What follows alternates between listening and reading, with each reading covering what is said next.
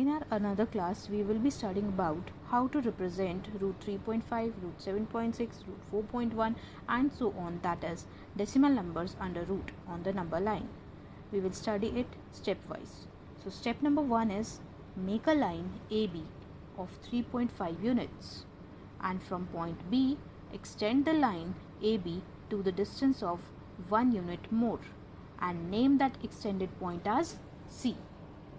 Then in step number 2, find the midpoint of AC and mark that point as O. Also draw a semicircle with center O and radius OC such that it touches point A and C. Now how to find midpoint of AC? Either you can find the length of AC, then find midpoint of AC, or you can put your compasses on A, then put one arc above AC and another arc below AC. You have to open your compass more than half of AC. Now put your compass on C, again open your compass more than half of AC, then put one arc above AC and another arc below AC. Then you can join the 2 points which we got above AC and below AC. After joining the 2 points, we'll get a line which is intersected at AC, and that intersected point is O, which is a midpoint of AC. Now come to step number 3. Draw a line perpendicular to AC, passing through B and intersecting the semicircle at D.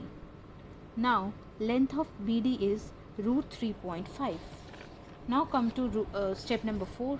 So make an arc of length BD through B so that it touches the line AC and name that new point as E.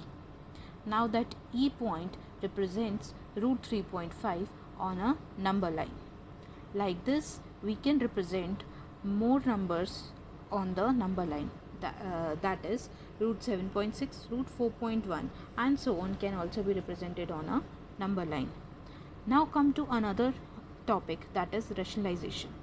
Rationalization means to make the denominator into a rational number. While solving, we will be using these identities which are discussed above. Now we will discuss it in our examples. So example number 1 is rationalize the denominator 1 by root 2. For rationalizing, we will multiply root 2 with numerator and denominator. So what we have done is I have multiplied root 2 with 1 and root 2 with root 2. So our answer will be root 2 by 2. Now come to example number 2. Rationalize the denominator of 1 by root 7 minus root 5. Here multiply denominator and numerator by the conjugate of denominator. Now what is the conjugate? In conjugate, our two numbers will be same, only the operation in between those two numbers will become opposite to the given question. Now here a conjugate of root 7 minus root 5 will be root 7 plus root 5. That's why we have multiplied root 7 plus root 5 in numerator and with denominator. Now we will apply identity on denominator and our numerator will remain as it is. After applying identity, that is root a minus root b into root a plus root b is equals to root a whole square minus root b whole square, we will get the answer, that is root 7 plus root 5 upon 2. Now come to example number 3. Rationalize the denominator of 7 upon root 3 minus root 5. Again we will take the conjugate of denominator. Here conjugate of denominator, that is root 3 minus root 5 is root 3 plus root 5.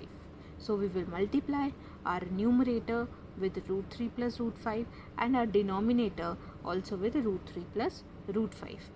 Now in next step, I have multiplied 7 inside the bracket and in denominator we have just applied the identity, that is root a minus root b into root a plus root b, which is equals to root a whole square minus root b whole square.